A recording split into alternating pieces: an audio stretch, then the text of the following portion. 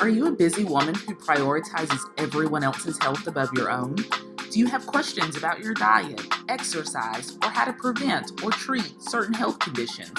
Are you always Googling health questions that you forget to ask or are embarrassed to ask your primary care physician? Girl, do you even have a primary care physician? Well, welcome to Headed to Healthier. I'm Dr. Brittney Anderson, a board-certified family medicine physician, and every day in my private practice, I have discussions with women just like you who are doing their best to juggle the demands of life while also desiring to become healthier. Inside this podcast, you'll find practical and actionable health tips that you can incorporate into your daily life. You'll get expert advice and insight from some of my awesome healthcare colleagues, and you'll hear relatable conversations with incredible women just like you who have made their health a priority and are thriving because of it. So throw on your sneakers and get some steps in while you listen. Or if you're driving, get those hands at 10 and 2 and let's dig in. We are headed to healthier. Hey ladies, welcome back to today's episode. I'm so excited to be joined by Dr. Nadia Sirdar. We are going to talk today all about how we can talk to our primary care docs about menopause. Menopause is still one of those taboo words in our social circles, and sometimes, as we're going to talk about, even in the doctor's office, it's a bit of a taboo word. So we're going to get into how we can feel comfortable with having this conversation. Dr. Sirdar, welcome to the show. You are an internal medicine doc in Bethesda, Maryland, so kind of in that DC area. Welcome here. If you would, just introduce yourself to the audience, and then let's get into some questions.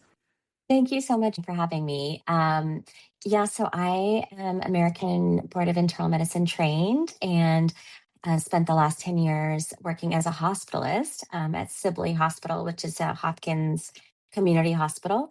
And there I really saw kind of very much like end stage disease, very complicated cases, people that were really having a hard time. And I kept thinking if they had had better care before they got there, maybe we could have prevented it. So I've shifted my focus. I started a direct primary care practice, and my focus is on prevention.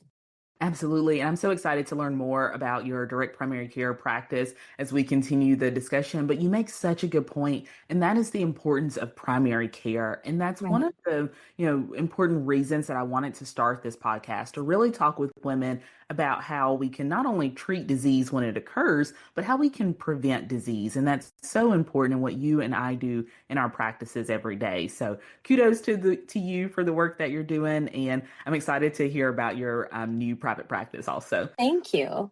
Well, let's talk about menopause a little bit, and let's kind of Yeah. start off with the basics. Why do you think, I know that you deal so much in your private practice with women who are in the perimenopause and menopause stage of their lives. Why do you believe that so many women feel their concerns about menopause aren't fully addressed during their primary care visits? Because we certainly see that happen.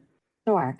So, one of the number one things that is really kind of concerning and difficult for patients is when their physician um, doesn't feel prepared for the conversation at all. So, Yes. when we started our training, whatever it was, 15, 20 years ago, the data came from the Women's Health Initiative in 2002, and it showed that there was increased risk for women to have increased risk of stroke, breast cancer, other sort of negative effects of hormone therapy. And so essentially, as physicians, we take that very seriously. And, first thing is do no harm. So even folks that were legitimately on hormone replacement therapy, everyone just kind of stopped and it was full stop.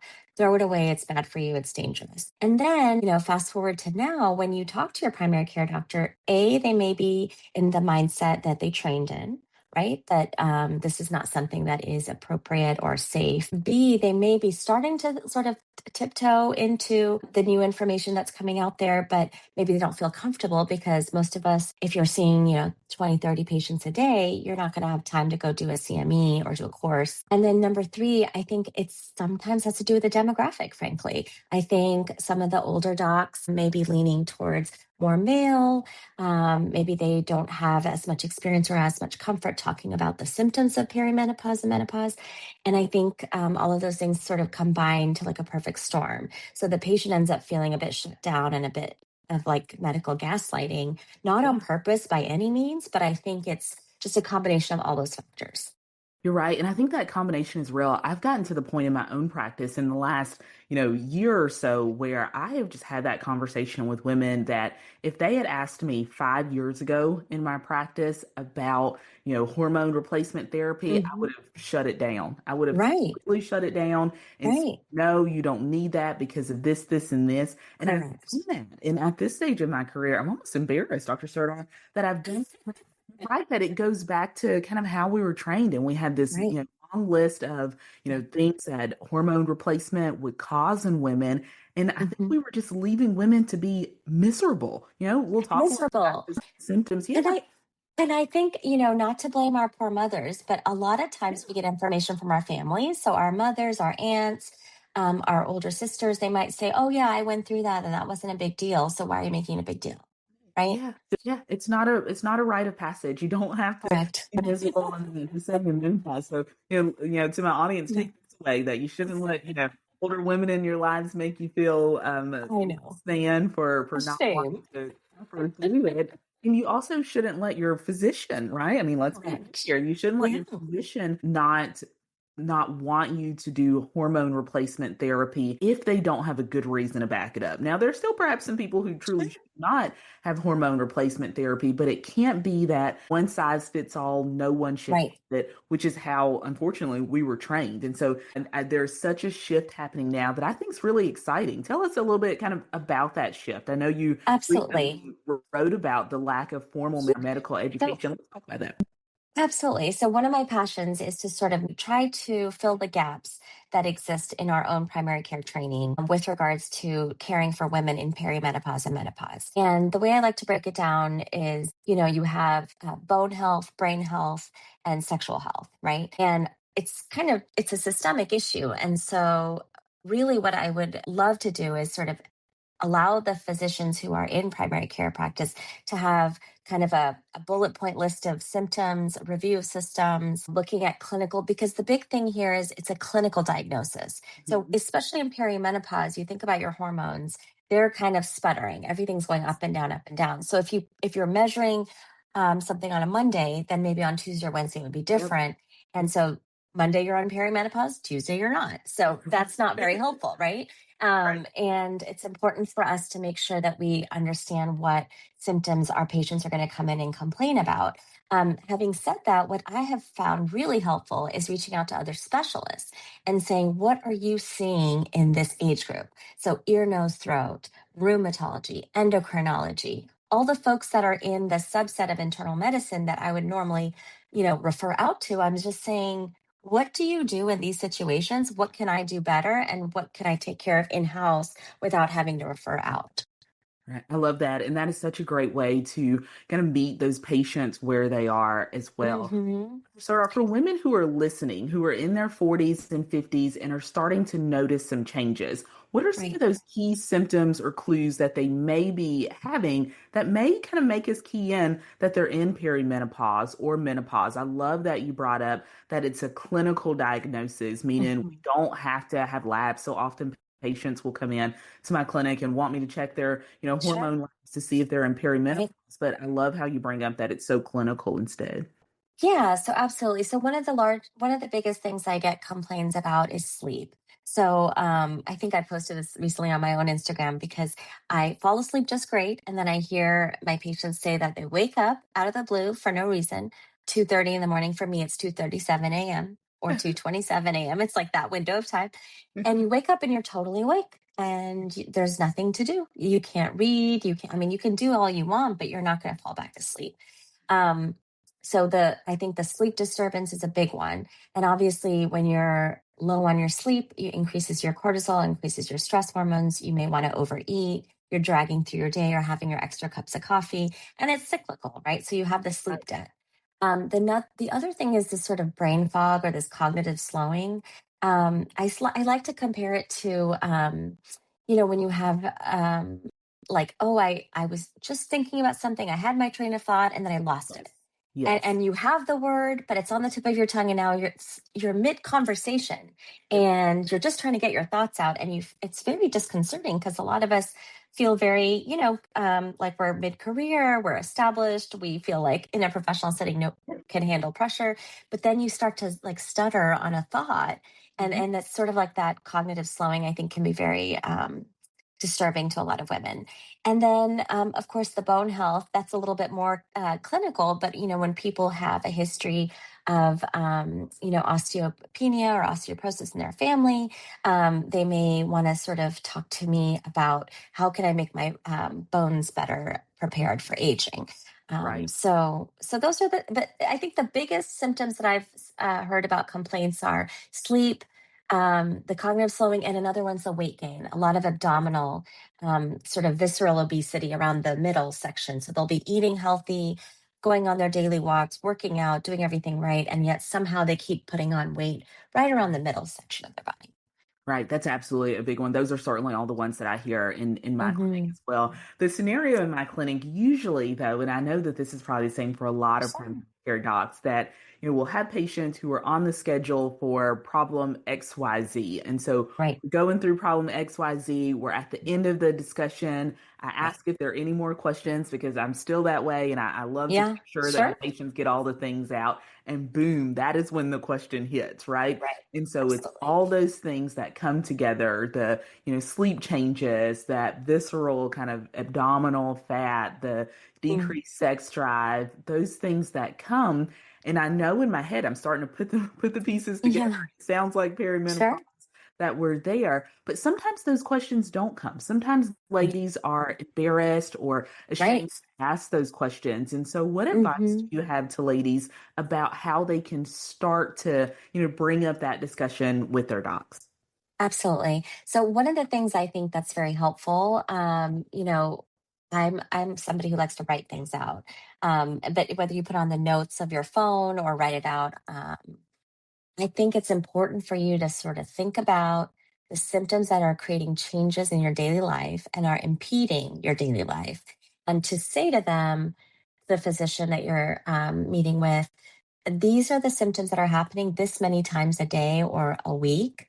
Mhm. And this is how it's impairing my sort of daily life. And I think when you hear from the patient the exact symptom, the frequency with which it's happening, and how it is impeding their lifestyle, I think then it becomes a question of A plus B equals C. And what can we do to make this better? Right. Right. Absolutely. Absolutely. And I love just that idea. One of our previous episodes was just about that preparing, how to prepare for your doctor's appointment, right? Right. One of the Absolutely. things, yeah, one of the things that I spoke about and that I encourage even my patients to do is to jot down some questions before you come in. Right. Jot down things that if we don't discuss this before you leave, Yeah. then it has been a failure of Right. visit. And now that doesn't mean I'm still an insurance-based practice. And so you have the luxury of more time with your patients in your practice, which Sure. I want to talk about. But that doesn't mean you can bring a list of 25 things. We're not going to hit all That's right. of those, but That, thinking about those things that we really need to discuss. And if there's symptoms that are enough that they really are impeding your life, it doesn't have to be you tagging it on to another appointment. You can go in right. just to have a discussion about that. That's exactly right. And I think another thing that's really important is that, when we talk about hormone replacement therapy, that's something that is catching a lot of buzz right now, but there are non hormonal therapies out there, multiple options to help with symptoms. And so I think you just need to be able to have that guidance from your primary. And frankly, if you don't get an answer that is acceptable to you, it's okay to say, I'm okay if you're not comfortable with this section of these questions, but could you kindly refer me to somebody who can address it? Do you know a perimenopause or menopause specialist? And that's one thing that I think is important for folks to know about. The menopause certification, some of us can do. I'm studying for the exam for June, but it's really nice because it's almost like a sort of regimented way of learning the data and becoming certified. And then women can find physicians through that database. I love that. And that was going to be one of the next things that I asked you is what Yeah. do you recommend women do when they get, one of a couple things? They either get that blank stare from their doctor, Yeah. or even worse, they get what I've just said. I used to tell women 5 years ago, this, Sure. very quick, very, Yeah. matter of fact, you don't need hormone Right. replacement It's one of those things that women go Sure. through. So that's what I was going to ask is that what do you encourage patients? Because in my practice, I do just what you just said. I say, Yeah. if you asked me before, I would have brushed this off, and I'm embarrassed Sure. to say I would have brushed it off, but I won't do that today. But I'm still Yeah. not at a place that I've not done the training that Right. I have to do really soon. And I love Right. the training that you're doing, but I've not done it yet. And so I work Yeah. really hard to find a physician who is comfortable with it Absolutely. for my patients. But what advice do you have to patients when they don't get that from their primary doc? So one of them was the resource, the North American Menopause Society has like a certification system, and they have like a database of all the physicians that are certified. So I'm not technically certified yet, but I'm on She my will be way. soon, ladies. She will be soon. But and I also think when you're interviewing for a new physician, so in my world, direct primary care, that relationship between the patient and the physician, I always give a discovery call to everybody. That's like a no pressure way of chatting. And what I tell them is this really isn't about all the medical stuff. It's really to figure out if there is a connection here, kind of like dating. Do you feel comfortable with me? Because if you're not comfortable, you're not going to tell me really intimate details of your life, and you're not going to feel really comfortable for me to ask about, right? And so I think part of it is if you're going into a setting where you have the choice, it's helpful to ask those questions ahead of time. But a lot of patients don't have a choice. They get assigned a primary care doctor according to, you know, um, who has room in their schedule. And I think for those people, I think it's helpful to sort of ask them in real time. And then if you're not happy with the answers that you're getting, to sort of do your research and find out physicians in the area who do see specifically for perimenopause and menopause. Absolutely. And I think that that is our right as patients, right? And Yeah, so right that sometimes insurance will say, well, this is who you're assigned to, or a right. practice will say, well, this is the only doc that has availability. But I encourage Sure. my listeners to push that a little bit, right? So push Yeah, absolutely. to really find a doc that you feel comfortable with and that you are comfortable asking those intimate questions to, because Right. that's how we reach our best health, right? Absolutely. I actually had a really fantastic experience. I'm shadowing somebody much older. I think he's in his late 70s, and he's one of the physicians that kind of wrote the book on menopause. Oh, And it's amazing to shadow him, and the just the sort of watching how he asks the questions. There was one patient who came in and said, I've had terrible fibroids, and I'm going to have them removed, and I really want to know how that's going to affect my sex life. I've been married 45 years. I don't want that to affect it negatively. And he asked a sort of what I thought was a bit of a shocking question. He said, well, do you orgasm from cervical stimulation? And he looked at me funny, and I looked at him funny too, because I was like, well, that's not a question I've ever asked a patient. But the mhm. reason he was asking was because he wanted to ask her, should she have a cervical sparing surgery? Ah, Because right, if we don't think about that, then we could be sort of catastrophically affecting her right. sex life and her relationship with her husband. So things like that are subtle. I think that type of conversation only happens with someone you really feel comfortable with, right? Absolutely. And establishing that comfort with the patient is so important to us as physicians. Right. To the patient, if you are there and you realize that this is not Yeah. your physician at all, Right. I'm begging you to go find another, Yeah. right? Well, and the other thing we worry about too is if we don't put importance on it, then the patient kind of feels a little sheepish to even ask. Exactly. Right. Exactly.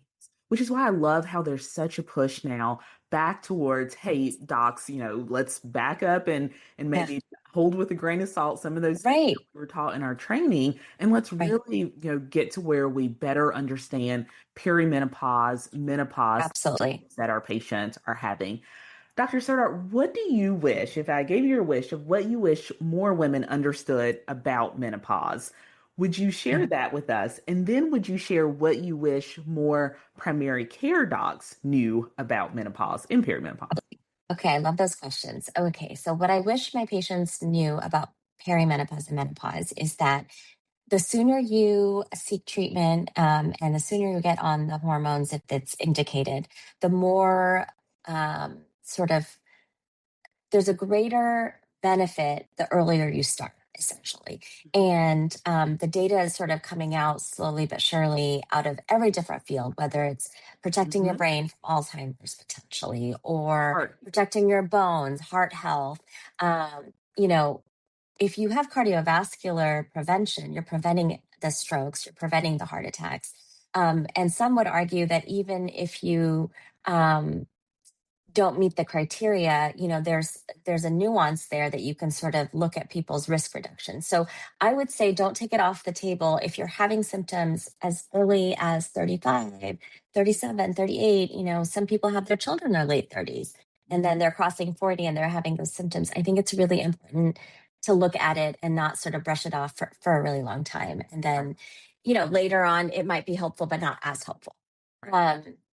I think that's a big one. And then your second question The was, second question was, what do you wish other primary care docs knew about perimenopause and menopause?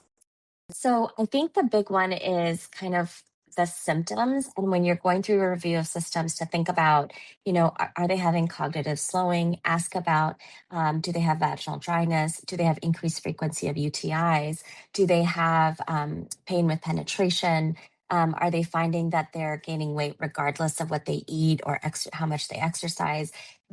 Kind of like just adding like another layer of nuance to the normal questions we ask. So Mhm. it's not really sort of revolutionizing how we do a Right. history and physical, but it's Right. just adding those couple, 3, 4 extra questions to say, is this some path that we need to go down, right? If Mhm. somebody says to you, actually, I've had a UTI every month for the last 6 months, Right. oh, that's interesting. We need to Yep. get in there and do an exam. Do you have vaginal atrophy? Do you need Mhm. topical estrogen, right? So, but if you don't ask in that review of systems, I think it becomes like hopefully she'll say something, hopefully I'll say something. If we Right. don't get to it, our visit's over, and then the Right. chances up. Absolutely. Absolutely. And so that encouragement I love from you is just for both patients and physicians to really be more open to the conversation, be more open to the Right. conversation. We know that women are having these symptoms. We know that as physicians that we've got treatment options there. It's just a matter of the two getting together and making Exactly. that connection. Dr. Sardar, thank you so much. I'm going to give you that last word on perimenopause and menopause. But first, I wondered if you would tell us a little bit about your practice and what you're Sure. doing and where listeners can find you. Oh, well, thank you. So my practice is called Bethesda Modern Primary Care. And I somehow got lucky and got the website BethesdaDoctor.com. So they Wonderful. can find me on that. And what this is a direct primary care practice. Essentially, it's a membership-based model. And so you pay for the year. I think I have a yearly and semi-annual and a quarterly. But the idea is to take out of the picture the middleman, right? So it's me as a physician. I have a micro practice, and when somebody calls the practice, they're going to talk to me or my nurse manager, talk to me the same day, um, visits, same day, next day, and really to try to create a relationship where we have time. And Mhm. the time is not a pressure. So you don't have to put your hand on the door to leave and then tell me all the 10 things that are wrong. Rather, we can sit down calmly and talk about things one by one.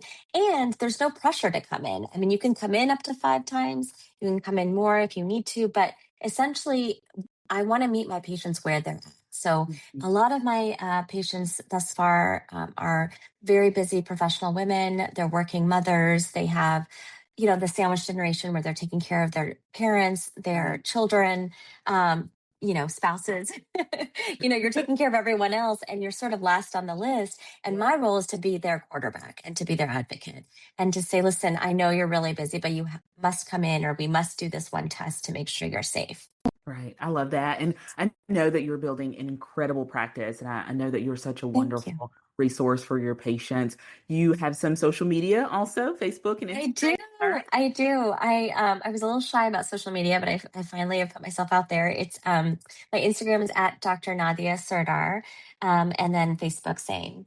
And I like to just offer, educational sort of pieces of data, just anything that's coming out. I like to sort of translate it, if you will, in Yes. little tiny 20-second sound bites, because I think what's really important, Brittany, is that we have to make a change with the source of information. So Mhm. everyone is trying to get out there and get a quote piece of the pie. I think it's a popular topic right now. Mhm. But there's a lot of folks that are maybe like they might be creeping outside of their scope of practice. And I think it's important that we talk about evidence, we talk about the data, we talk about what's safe, and that your MD or DO or, physician who's sitting in front of you who knows you is the one that's making those decisions together, that shared decision making with the physician. Really, I think that's the part that I really think I feel strongly about. Absolutely. I think you're so right. And I love the way, even just in our conversation today, you're able to take this big topic and put it into terms and Thank you. do a discussion so that we can all understand it. Dr. That's Sardar, okay. yeah, Dr. Sardar, we're going to give you the last word here. If there's anything that you'd like to share, Okay. just as we close, we'd love to hear it.